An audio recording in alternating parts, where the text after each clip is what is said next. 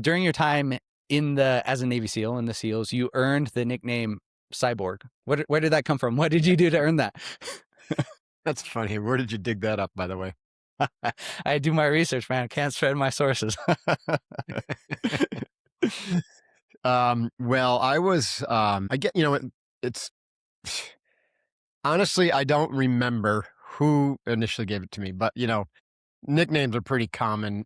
In fact, everyone's got a nickname. If you don't have a nickname, it's just kind of weird.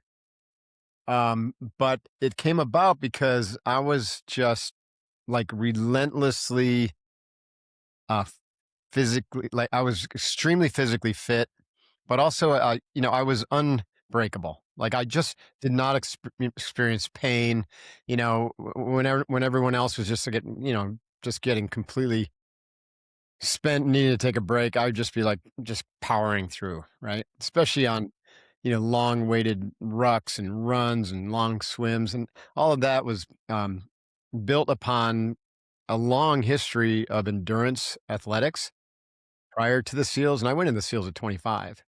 And I'd already been a triathlete and a competitive swimmer and a competitive rower in college. And, um, and I was a martial arts black belt, so I understood suffering.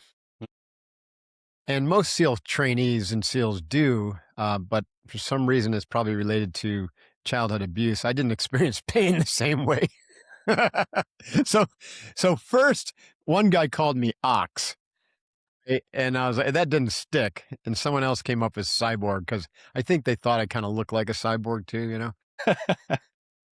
So there you go. so, so they give you the nickname Cyborg. You said you didn't experience pain the same way. You're just your threshold was higher. You were just used to experiencing more pain than these guys, so it Okay, registered so lower. 10 years ago, I would have answered it this way, that it was my mental toughness that was honed through my Zen training, which I started in the martial arts, but I took up Zen, like specifically Zen, not just like little meditation before and after class, which is pretty common. So I started a daily practice of mental development, mental training, um, which over the course of a few years developed in me this capacity to separate from my thoughts and emotions, not disassociate, but to recognize that thoughts and emotions are happening to and through this being, this body mind, but they weren't who I am. So I had the choice. It's like one of my favorite sayings, Chase, is pain is inevitable, but suffering is optional. So I would notice things, especially during hardcore workouts, or things that I would just do to challenge myself, like run up mountains. I like to run up mountains, or I used to. And most people hike mountains. No, Mark was going to run up it. And there's a point where you just hit this wall where you're just like, I don't think I can go. And I could see that thought attached to the sensation, and say, well, that's interesting. I know I can keep going, right? I am not that thought or those sensations. I'm something different, right? I'm much greater than that. I've got much greater potential than that. And so I would keep going. So I would have answered it that way. And that is largely true, right? I went into SEAL training and then became a SEAL, already having developed this different relationship to pain and suffering, which allowed me to push through a lot further and longer than my peers. The second part of the answer, though, that I can answer now from my current perspective, is that it also had a lot to do with childhood conditioning, growing up in with an abusive, angry father. And, he used to whip us with a belt. God bless him. I love you, Dad.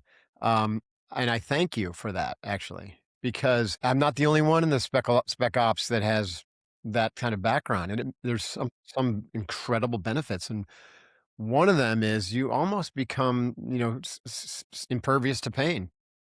I remember in Buds, looking at the instructors, and the combination of this ability to like perceive without reacting, which came from meditation. I could perceive that these instructors were playing a role.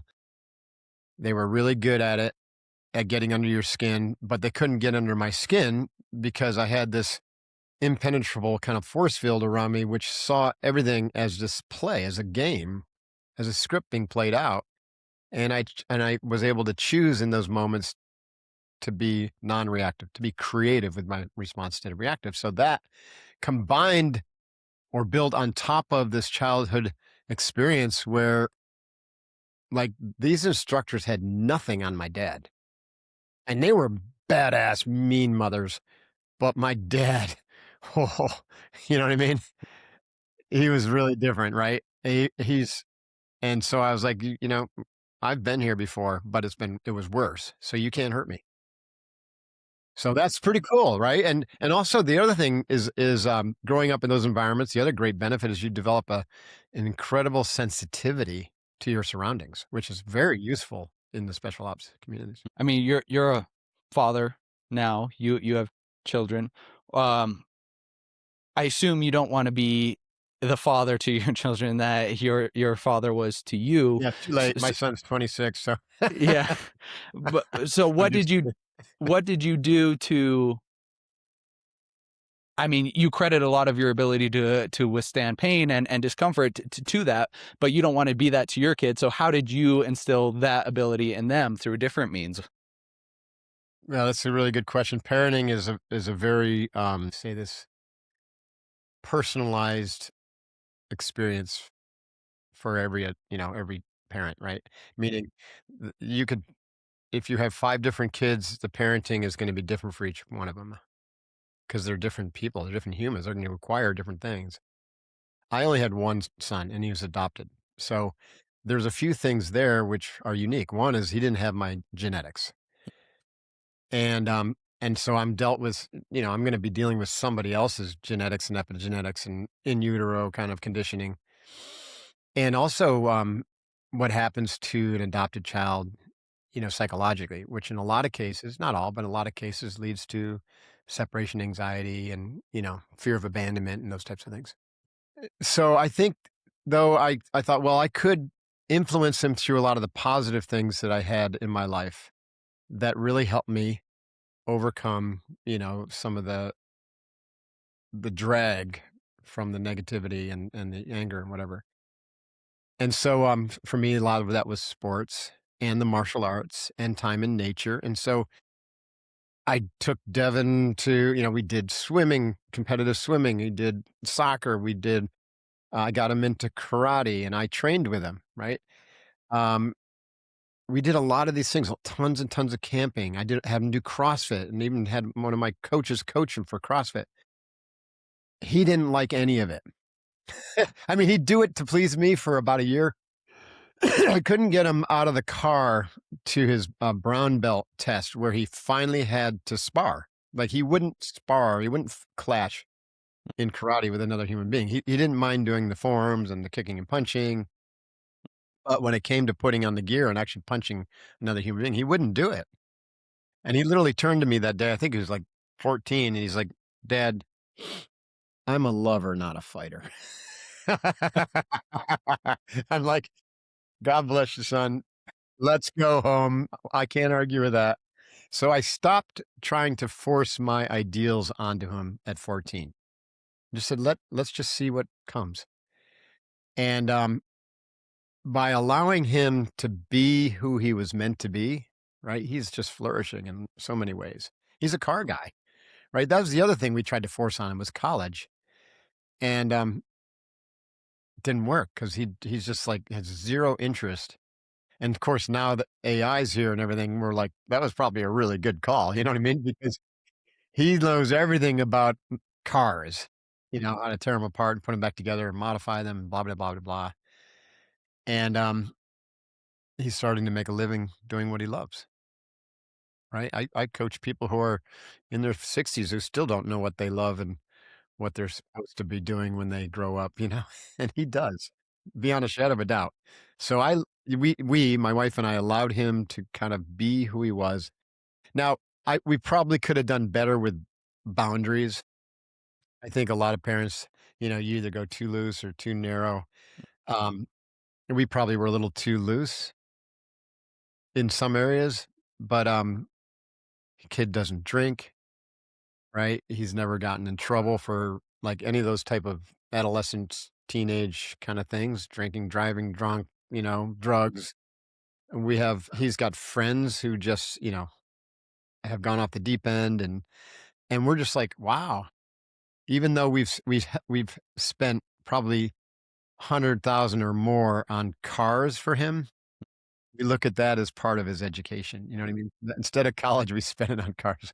So now it's like slowly winding down where, in California, it's probably like in Denver, it's very hard for a single young kid, 26 years old. You can't make it on your own unless you follow the traditional well-hewn path into like JP Morgan, or you know what I mean? And you're making 150,000 out of college, you just can't do it. Rents in our neighborhood are like $6,000 a month. Yeah, it's crazy. It's Yeah, it's crazy. So crazy. so he doesn't live at home, but we did set him up with an apartment. We're paying half of it. It's an hour from where we are. So he's tethered to us financially, but he's making it. Well, the reason why I asked that question originally, we were talking about my wife earlier. We've been married just over 2 years now. We're talking about, when we're going to start having kids and having kids at this point. So I'm 29, she's 26, and I'm the oldest of five siblings. So I'm the oldest. I'm five. The twins, Mike and Molly, they're 19. So there's about a 10-year gap. But all of us are very into fitness and sport and competitive sport. Like you did CrossFit, I did CrossFit, I did competitive CrossFit, competed at semis. We just did Nice. an Nice. Ironman last weekend in Good for Boulder. you. We've done Yeah, ultra marathons, like all these things, and I've done them with all my siblings and stuff.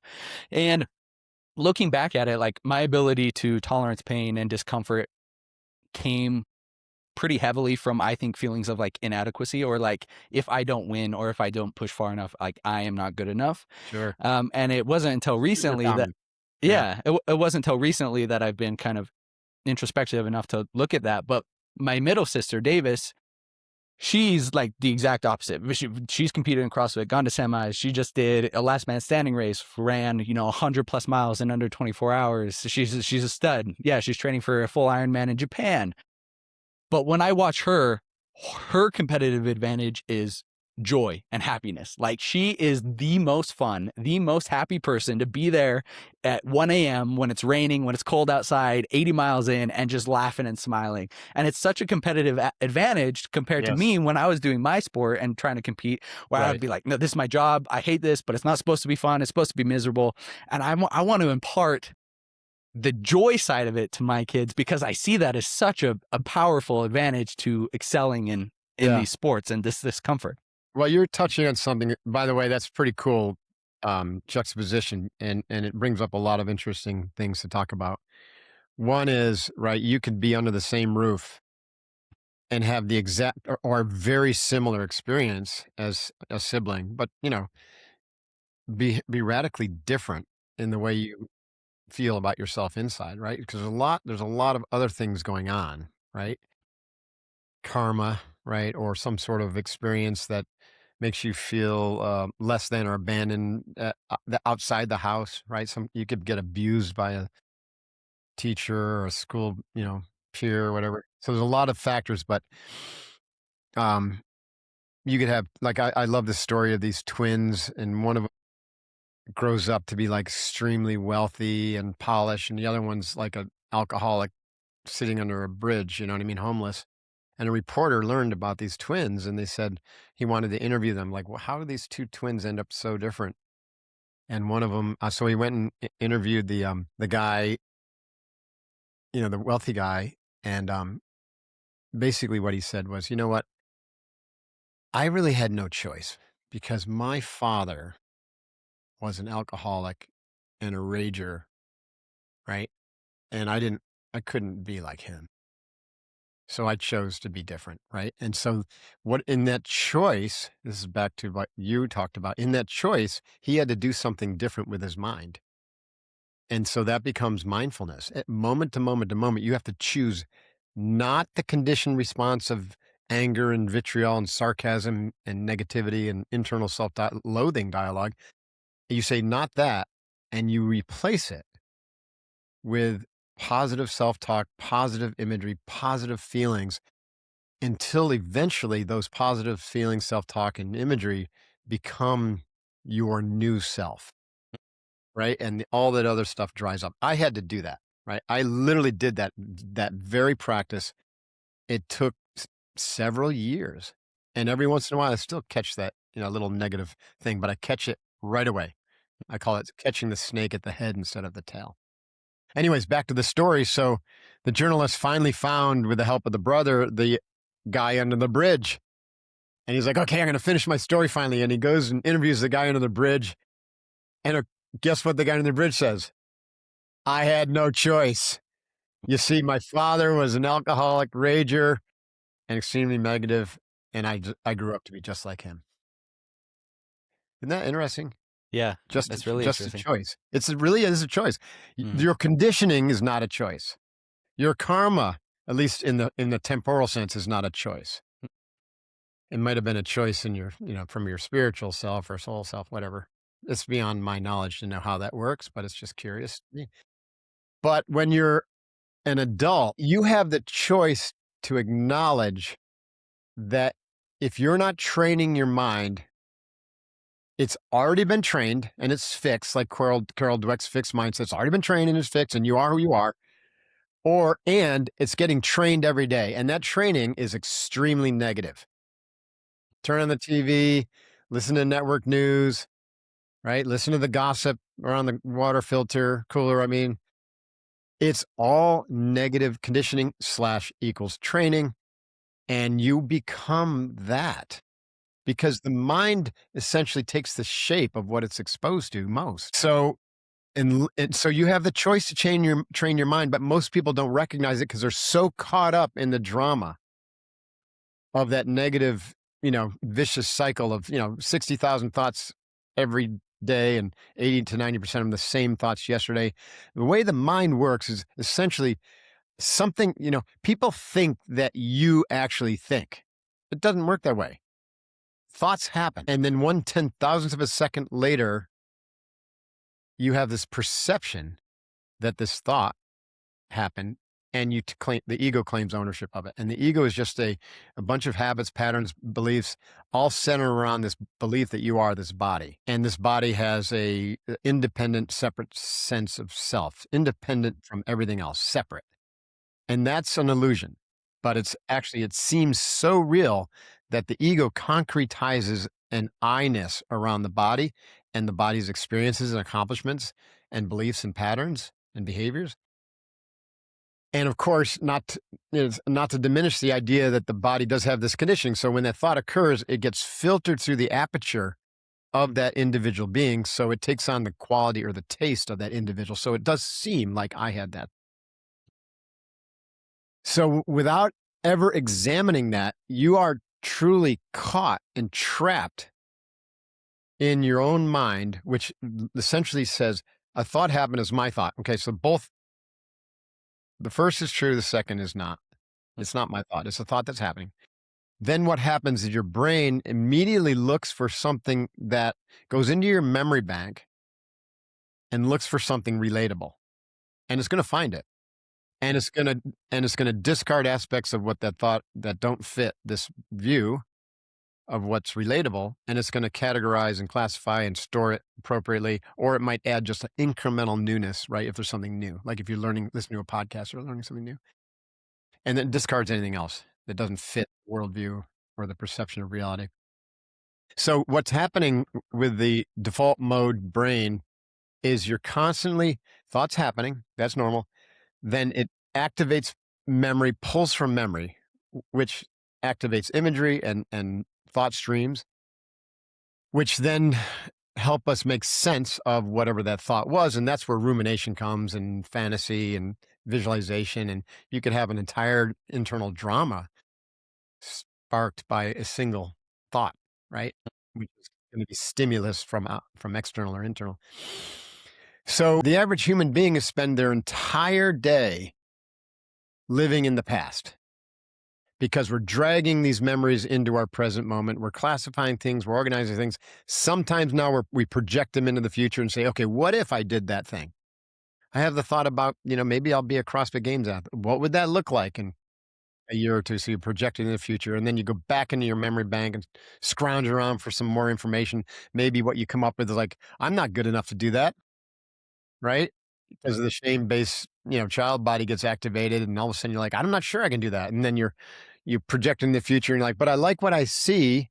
I wanna be that kind of person who can do that, so let me override that and at least start training. Let me get a coach." And so you're bouncing back and forth between past and future, completely missing the reality of the present moment. And the only choice you have to change your mind and change your life is in the present moment, to radically transform is in the present moment. So you developed to the ability, as you said, catch the snake by the head instead of the tail.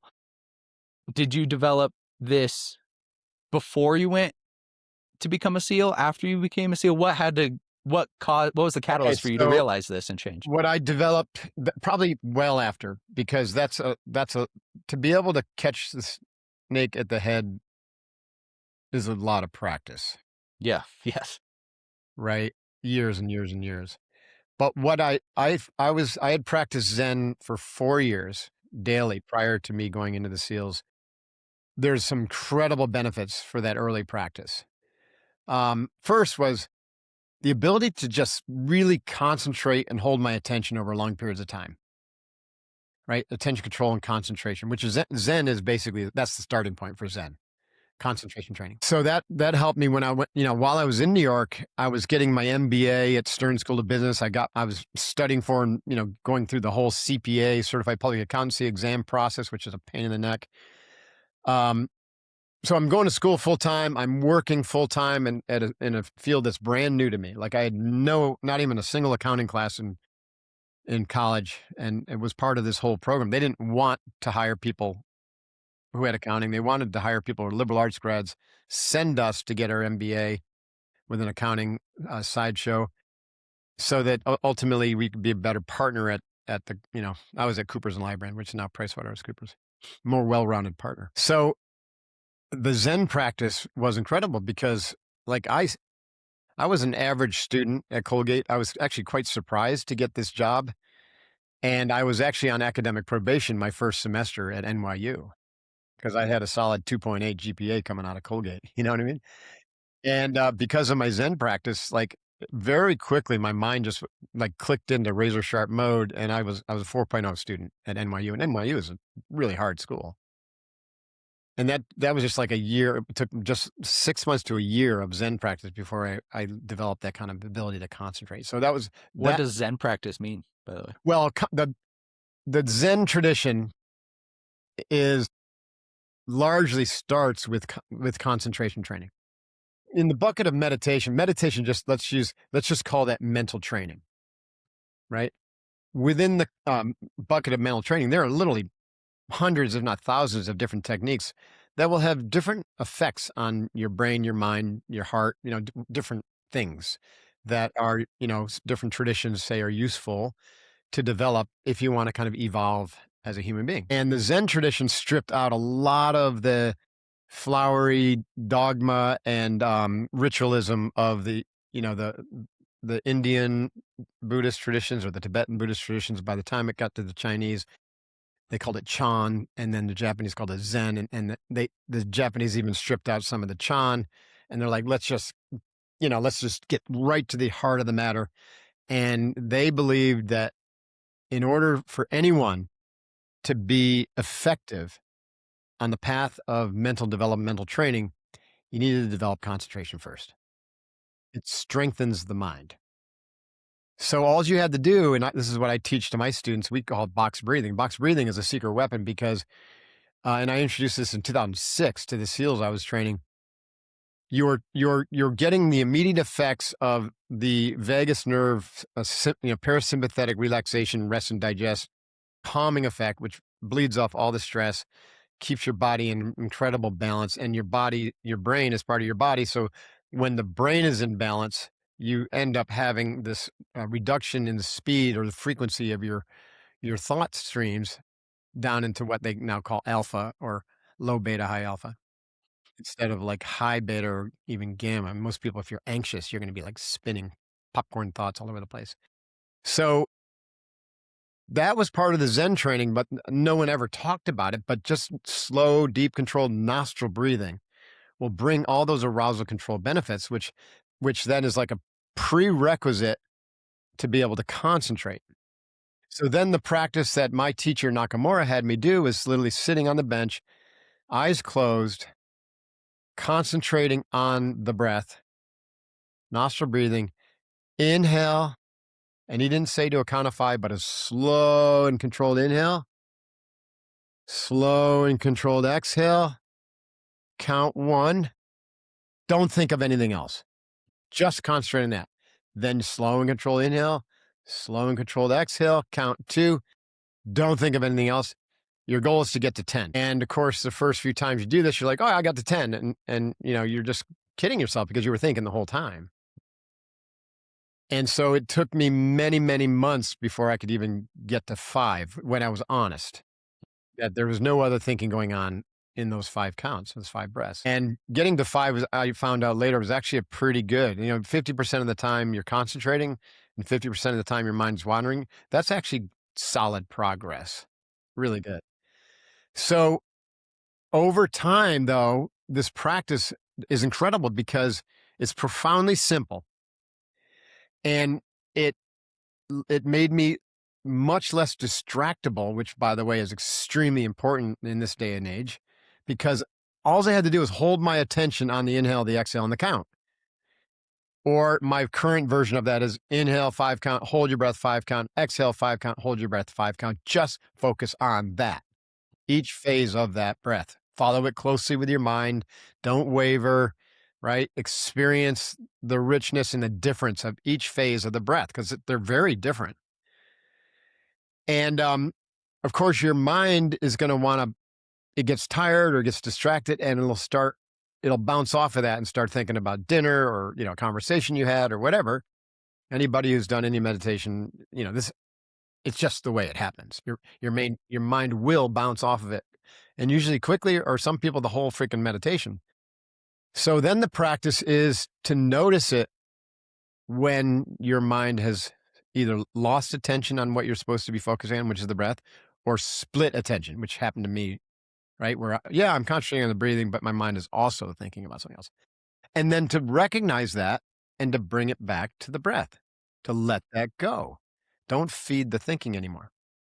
So what happens, Chase, is you get better and better at noticing when you've lost attention and quicker. Meaning, in the beginning, you might be ruminating for a good 2 or 3 minutes before you're like, oh shit, I'm supposed to be concentrating on the breath. And then suddenly maybe that's 1 and 30 seconds, then 20 seconds. And then pretty soon, this is kind of getting back to the original point, you're catching the snake at the head quicker. You develop the capacity to see it much quicker.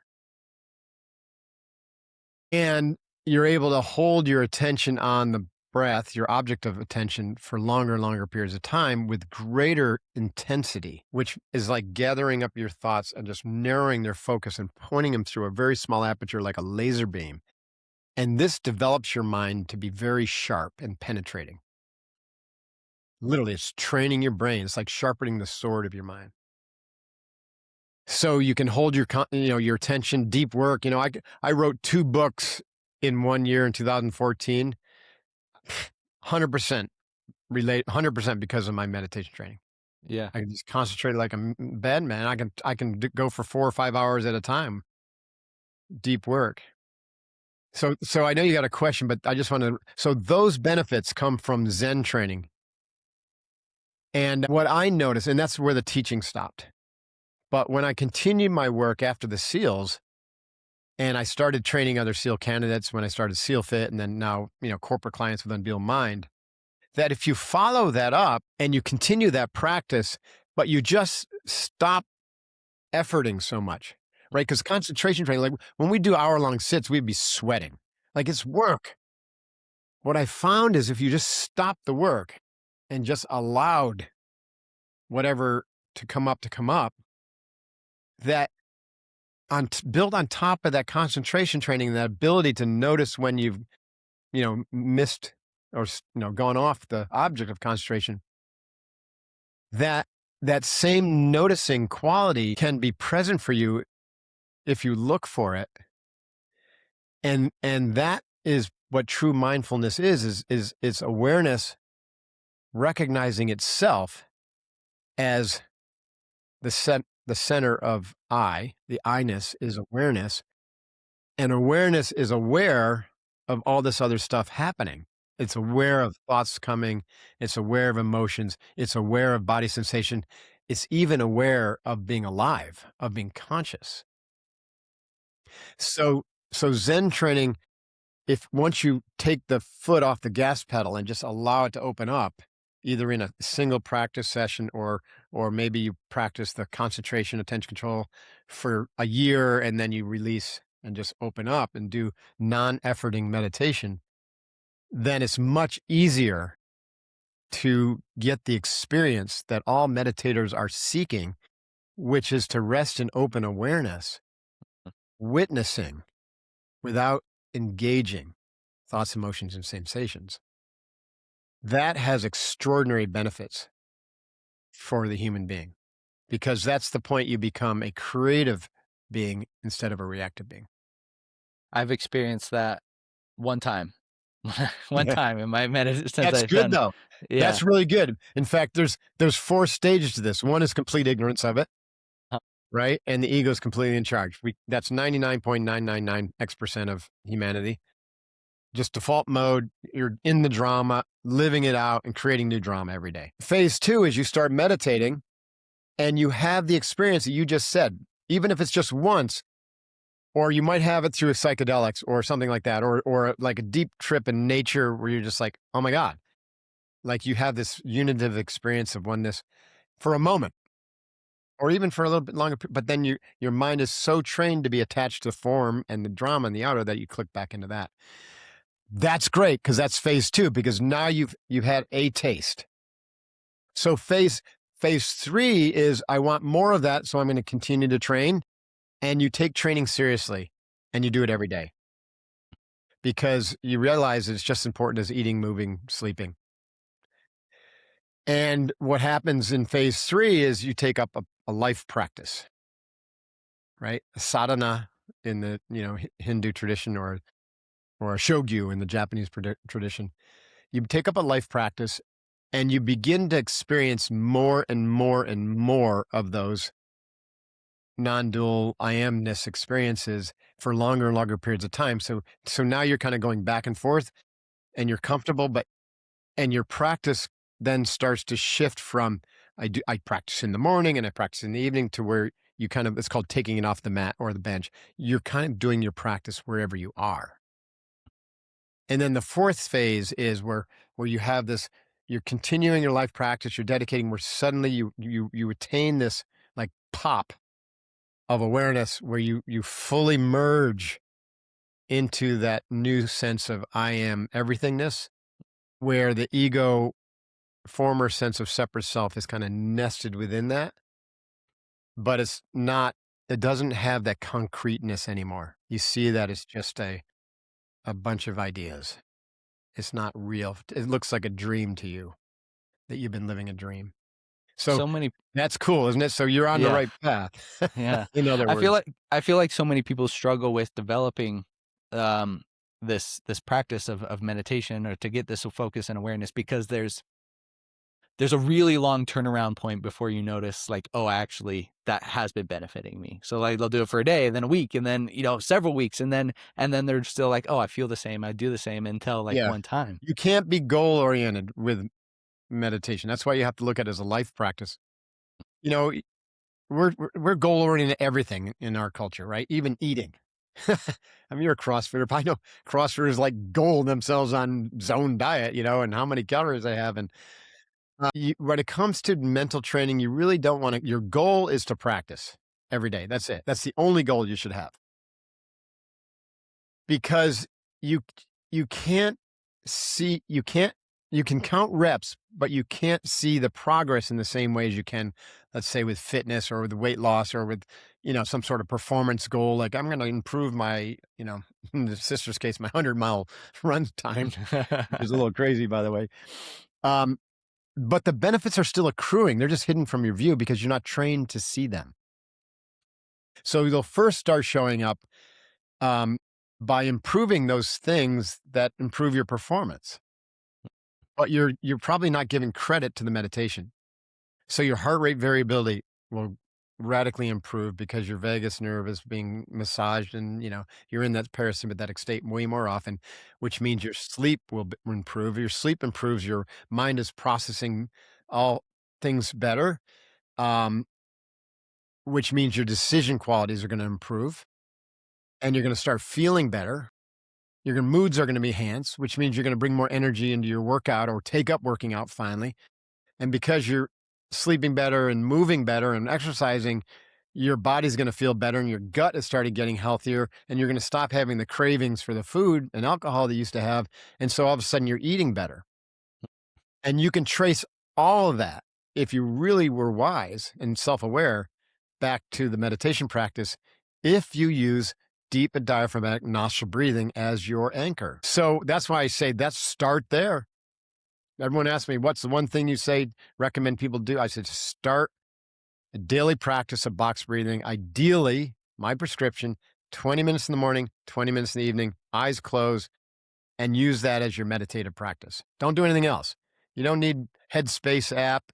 You don't need to follow some guided voodoo meditation. Those are all just distractions. You know what I mean?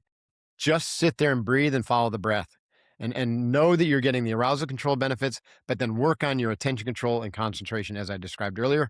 And just let that practice work its magic without any specific goal, without thinking you're going to try to experience some sort of grand state of awesomeness. Set your spiritual ego aside and just practice. Don't get attached to some kind of outcome. That we have a epidemic of people chasing outcomes. That's where you get so many addictions. Like people are addicted to psychedelics that are chasing a spiritual high all the time, thinking that's spiritual progress. It's not. It's a trap. So meditation can do the same thing. If you're always chasing bliss, right? Um, you can find bliss, but bliss is not what it is that you're looking for, right? You want to find bliss in your everyday life. You're not trying to disassociate life from life and find bliss only when you meditate, right? So Yeah. so just do the meditation, stop going it and stop looking for outcomes, and the outcomes will come to you. And then when they do chase, that gives you the evidence and the motivation to continue. How much of mental training is paralleled and associated with physical training and training the body? When it comes to the answer to that is in a performative sense, mental training is essential, right? You know that from CrossFit and your sister and anybody. And the best elite, most elite athletes have mental coaches. And so they use things like meditation and breath work and visualization, right? And those skills. We use those with Navy SEALs to improve your performance. The other way to look at it is whether you're not, let's just say you're not a performance athlete, but you do move your body, right? You walk, run, swim, you do yoga. Like most people know that it's important and healthy to move your body every day. Your body needs to move. So with some awareness and slight shifting of your mental posture, you can use the movement as a meditative practice. So exercise can become mental training just by turning the exercise in. So the difference, like for a CrossFitter, performance CrossFitter is, keeping an eye on his neighbor and trying to crank out your kipping pull-ups faster than that person, right? So you can beat them in the workout. It's all ego. It's all, performative. Whereas when Mark here does CrossFit, right? First of all, no kipping pull-ups because they're horrible for your shoulders and right and elbows. But when I'm doing dead hang pull-ups, I'm just doing my dead hang pull-up, right? And I'm keeping my mind on my breath, on my alignment, and on the rep, and I'm deliberately not thinking anything else. So it's concentration training.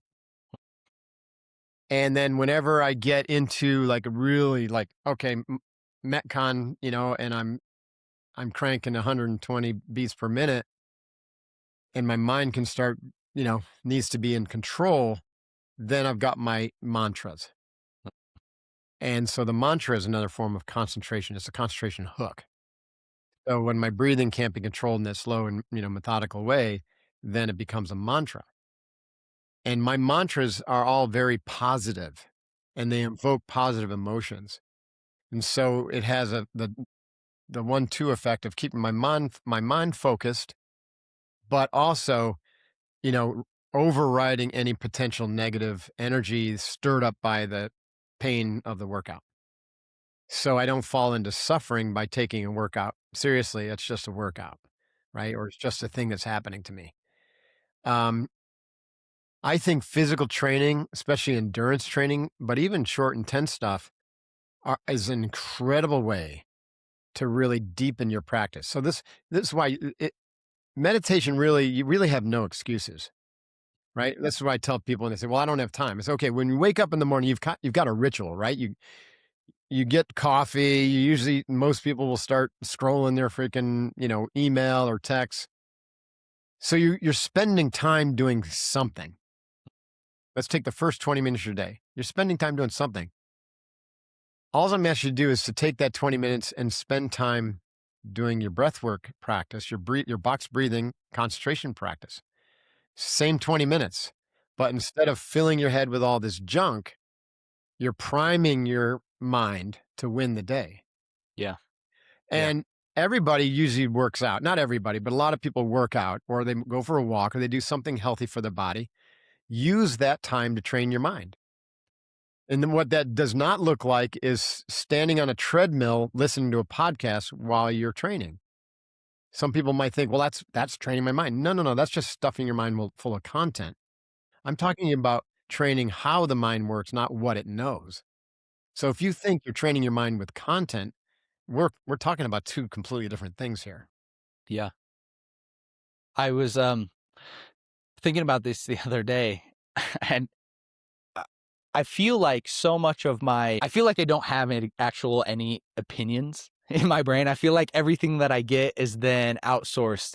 Like if I see a movie, it's the reviews are outsourced to Rotten Tomatoes. If I read a fact, I outsource it to where it came from, and I don't feel like I have actually any opinion. So I was writing something the other day, and I was writing it, and I was like, okay, I need to make sure this is actually true. And it wasn't even anything. It was just like my thoughts on these things. I was like, I need to back this up with certain sources and things like that. And I was sitting there and I was like, do I have like any opinions? And it's because it's so much of our, today's society is just outsourced. We get on social Right. media, we see Right. something, and then this is how we should think, or these are the Yeah. experts, or these are the 100%. reviews. And I was literally thinking that like today and yesterday, I was like, I need to just start some kind of practice or something where I'm not allowed to look at, like, I need to develop my brain's ability Just to just think things through. sitting in silence is the most important thing. Don't waste time not doing it. The only time you can ever know something is true is in silence. And what you see is all of that. Like you're absolutely right. All of that shit, all of your ideas, beliefs, patterns, opinions, it's all just been stuffed into you. I think it's unbelievable how much of what we're taught to be true is just complete fabrication, Mm, yeah. right? And like the entire educational system is indoctrination. Now, I'm not talking about like mathematics and science, but the belief about mathematics and science is objectively true is false. But it's taught as if it's objectively true. It's not, right? Like I finished my PhD recently too, and I just know this beyond a shadow of a doubt that there is no such thing as objective um, research. It's the Heisenberg principle, right? Yeah. The individual researcher is influencing what they research. Period. You can't get away from that. So everybody is basically, I call it background of obviousness. Background of obviousness is all the basic assumptions that you have that go all the way back to even ancestral knowledge, and some of them are real doozies. And so you don't even think about like how, for instance, how your language will affect your perception of reality. Chinese person's perception of reality is very different than an American English speaker because of the language. Right? Think about what we think about love in the Western world. Like we have one word for love when there are infinite expressions of love. Sanskrit, if you were fluent Sanskrit, grew up in that culture, there's 67 words for love. That's crazy. And language is just kind of like the operating system, right? It's part of the substrate. But even within language, the beliefs that we've been led to believe that we articulate with words, it's all virtual reality, right? Because as soon as you name something, you stop knowing what it is. One of my favorite quotes is, once you teach the child the name of the bird, they stop seeing the bird, because then it becomes virtual reality. You see dove instead of the actual thing. And Mm. now dove becomes the bird. It's just a word. So people live in a virtual world made of these concepts, made of symbolic sound, which is put together, and we think it makes sense, but it's complete gobbledygook to someone else who's never heard it before. That's so when you meditate, you go beyond the form, beyond the conceptual, and you get to experience the real. You get to experience the bird, Hmm. or the what it is that you want to experience. And you see that practically everything that you think know is just conceptual, virtual reality. And most of it's bullshit, if not all of it. I mean, I'm very interested in nutrition and the science of food and what we should be eating. And I've had a wide variety of guests on this podcast, like Dr. Bill Schindler, Dr. Joel Furman, Ryan Makowski, the Carnivore MD, and I've had a variety of different people, all educated, all doctors in some area, and all access to the same research, except for they all come with different results and different I know. interpretations of it. And Exactly. that's been what I'm like, what is, it's just so difficult. I'm like, okay, if all these people who have access to like the best science and the research are all coming to different conclusions, I was like, Sure. I just need to sit down and come up with my Come up with own yours. What's right conclusions. for you? Exactly. They're Exactly. all right. They're all wrong, but they can all be convinced to be right from their perspective, because of that. Again, back to that, there's no such thing as objective reality. It's all subjective. It's all consciousness happening. There's not a world out there, Chase. There's 9 billion worlds when it comes to human perception, and then an infinite number of other worlds depending upon, the species that's perceiving reality, their Yeah. reality. Yeah. But, everyone's reality is gonna be different, but if you trace it back to the source, that's that awareness we talked about, which is why we do mental training, is to develop the capacity to be aware of awareness and to realize who you really are. It's to remember who you really are, so you move away from, you see all those opinions and bullshits about what you are and who other people are and what's happening in the world. You see it all as like a grand play. And suddenly you're able to divest yourself of it. You're like, "Ha, look at that." And then you don't get caught up in the drama anymore, and you don't create any more drama, and you begin to experience life as bliss, right? As joyful, because you're not attached to all that stuff anymore. Doesn't mean don't, joyfully go to work and still make money because you got a family to take care of, and um, but you don't get caught up anymore in the dramas. Hmm. You divest There's yourself from that, from the worldly yeah. affairs, and you just approach it with just this curious non-attachment. Hmm. There's this word, I don't remember the name of the word, but what it means is like when you look at somebody and you start to think about how their life is just as complex and interesting and niche as your own, because so many we think we're the stories of our, Yeah. or we're the heroes of our own Everybody's stories, and got we just think about ourselves. But like if you're just driving and you're at a stoplight and you look over and you look at that car and how interesting and complicated and specific their life is, and they suffer challenges that you don't, and the same right. challenges, it just puts so much stuff into perspective. I find myself doing that a lot lately. 100%. That's a great practice, actually. Everybody you come across is trapped in their virtual reality. They're like an avatar, but it's their entire reality, perceptual field. They're trapped in it. And so then you look at yourself and say, well, that's me too. Hmm. Hmm. And meditation, a good mental training, is the only way to free yourself from from the false identity and just the constant, I guess, gerbil spinning wheel of the average life that's just recreating the same dramas over and over and over because of the way the brain default mode network we talked to earlier, the way the brain works. Contaminating this present moment with the past, guaranteeing that your future is going to look just like it. Any one of these practices, like the practice of noticing that other people, like there's not everyone, you look outside and you think everyone's experiencing the same thing because you see the same trees and you name it a tree, and you see the grocery store and you name it, right? Costco. Um, but within that person's head or all those other characters, in-game character players at Costco, they're trapped in their own virtual reality based upon their own perceptions, their language, their background of obviousness, their traumas, their beliefs and patterns and conditioning, and all of which is getting influenced by whatever's happening on the outside. It's incredible, right? It's the most incredible simulation, right? Mm-hmm. That you can't even imagine the complexity. Yeah. But and if it works for you, right? If your life is just awesome, great, carry on. Not many people that I've worked with would say that their life is freaking awesome, Yeah, for real. right? They have a lot of Mm-hmm. challenges, a lot of confusion, a lot of anxiety, a lot of fear and uncertainty and doubt, especially now with AI and, what's happening in the world. And, I take them on this little journey, which starts out with, let's get your body healthy. But we immediately start them on the box breathing, continuum practice. And then, within 3 to 6 months, their body is transformed. Their mind is getting clear. It's more focused, and they begin to get much more interested in the conversations that we're having right now.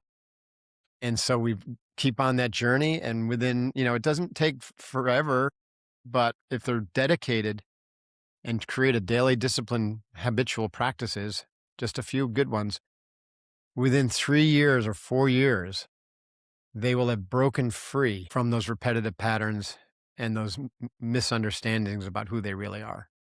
And suddenly they're just like, wow, life is nice over here. And they realize that they're actually no over here. It's been with Yeah. them all the time. Yeah. So another way to kind of look at this is in typical Western meditation therapy, right? There's this like attempt, a striving to be somewhere where you're not.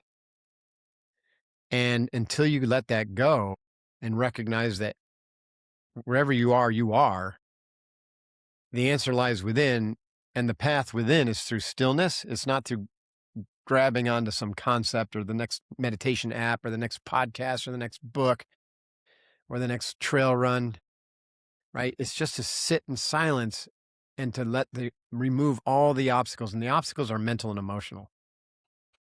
And as those obstacles fall off and you become aware of all the bullshit that you've been bought into, meditation, another way of looking at it is surfacing the unconscious.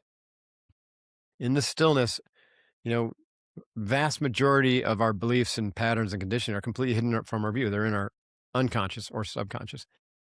And so only through stillness will those surface. And when they surface, then you can see them and be like, oh. And once you bring them into your awareness, then you can release them Mm. or change them. Right. Mm-hmm. Mm-hmm. Mark, I think that's really what I've been missing in terms of my practice or whatever you want to put. I spent so much of my life like as a youth or as a young adult growing and being like, okay, what's this next book that I need to read? What's the next podcast that's going to impart the wisdom that I'm missing? That Totally. will be the thing to move me to the next level and to get me to where I'm 100%. I've going. read thousands of books, just like, I went Yes. through that stage. So you Yeah. always you go through that and you're like, oh, I've got this spare time. Let me put on the next audiobook or the next podcast because I can't Yeah. Because waste it sitting here. doing nothing And seems unproductive. exactly. But I'm And here that, to tell you that it's the most important thing for you to do. And oh, by the way, the benefits, if you can sit and do nothing for 20 minutes in the morning, 20 minutes in the evening with your iPhone in a separate room or your Android, and then do that box breathing practice, which then will anchor you in the, arousal control, attention control, concentration, it will have such a profoundly positive impact on your life. You'll be blown away. Just give it 30 days even. Ideally, you commit to 3 months for me. Like, give me a 90-day challenge. I challenge every listener to do that for 90 days. And if you can't or don't think you can do 20 minutes in the morning, 20 minutes in the evening, just do 20 minutes in the morning. And if 20 minutes sounds like a bridge too far, do 10. But the key is to do it every day. It'll do you no, I liken it to like physical training. Like imagine you've never done a snatch and you go into the gym just on Saturdays and you load up 135 pounds and you're trying to snatch it, right? Yeah. No, Yeah. it doesn't work that way. No. Training You of the mind has to be done every single day. You can't just show up on a Saturday and I'm going to do 2 hours of box breathing. First of all, you'll be just thinking for for 2 hours and it won't do any good. Every Mhm. day you accrue momentum. It's like compounding interest. Mm. 'Kay. Yeah. All right. I'll 90 days. Yeah. I'm Do gonna it. check back in. I'll do it. Please. Yeah. I do want to hear back from you on that, by the way. Okay. I'll put it on my calendar. I'll check back in. I want to do it. Like I was saying, the it's something I'm conscious of and aware of, and I think this conversation came at a great time because it's been a relatively recent development in my mentality where I'm like something like I've got to just spend more time with my own thoughts and in my own peace. So I'll do it. I'll check back in. Mark, I really appreciate your time today. I like to close every podcast with 2 closing questions. The first being, who do you think I should speak to next and why?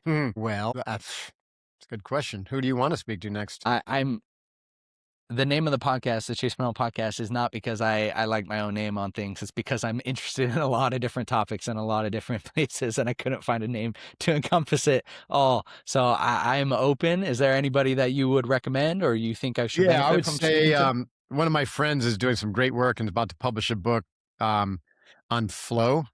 Hmm. The book's called Flow State. His name is Rion Doris. Rion is a great guy. He used to be Steve Kotler's business partner in the Yeah. Okay. Flow Research Collective, Mm-hmm. and you'll love him. He's an Irish guy, super dynamic, super funny, and like he's up and coming, getting his PhD, finishing his Mm. PhD, writing his first book. You would have and he's just fun to talk to, and he knows more about flow state than most human beings alive. So I would, you know, Yeah. I'll reach out to him. Yeah, that reach sounds like out to the him. Yeah, let him know topic I that I'd sent love you, to or speak to. and I can hook you up too with him if you like. Second question is, and it's different for authors. So I know you're author of several books. Where should we start with your book? And then what would be a different book that you recommend for me with your books? So I have like 7 books. Mm-hmm. But there's two of my earlier ones which are really cool. One of them's called Unbeatable Mind, which is the name of my company, Unbeatable, unbeatablemind.com. It's got a picture of me staring at a wolf, right? Which is kind of like the principle of overcoming fear and feeding courage and all the mental training that, how that goes. So Unbeatable Mind is a good one. And then The Way of the Seal is fun because I tell some great stories from my SEAL days, but much more about training. How do you train yourself to be an elite performer? So it's a book on leadership. I think a lot of, and then my more recent book, which is currently titled Uncommon, although the publisher has decided to change the name of the paperback edition, which is going to confuse the heck out of people. Interesting. Yeah. But Uncommon goes into the training of what we call the 5 mountains or 5 domains: physical, mental, emotional, intuitional, and spiritual. And instead of like when I talk about training the physical, I'm not talking about like reps and exercises, but like really the why behind the physical and different perspectives. And anyway, so that book is also a good one to read. When it comes to other books, like if you're interested in these in the conversation that we've had, like a book that really blew my mind wide open and changed the course of my life was Yogananda's Autobiography of Yogi, Paramahansa Yogananda. Incidentally, it's the only book that Steve Jobs would carry on his iPad and I heard that. Yeah. read it when he traveled, right? Mm-hmm. And Steve Jobs, by the way, was a big Zen practitioner. He practiced Zen every day. Yeah, the Autobiography of Yogi blew my mind wide open because it just showed me power of the mind when you actually train it like the yogis do. And, Amazing. it was very motivating to me because I'm like, I had a I already had some experience with that through Zen and through the martial arts and through the Navy SEALs, right? But when I stumbled upon that book, I think it was like 1999, and I took up yoga training, not just the physical, but deep into the whole philosophy, and I ended up with like Mhm. 1,000 hours of teacher training under my belt. Um, it just cracked me wide open as to how much potential the human being has and how limited we are in this Western world through our training and conditioning.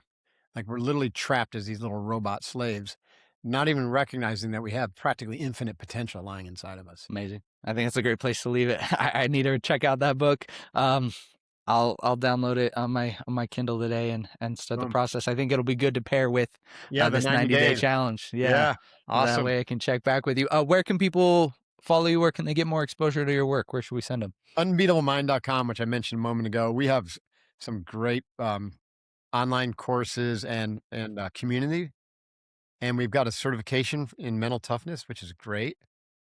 Really, it's a great community, and the content is immutable, right? It's just timeless, built upon neuroscience and Eastern philosophies and Navy SEAL kickassery and depth psychology, all of it brought into this integrated model of vertical development, transformational process. It's really cool.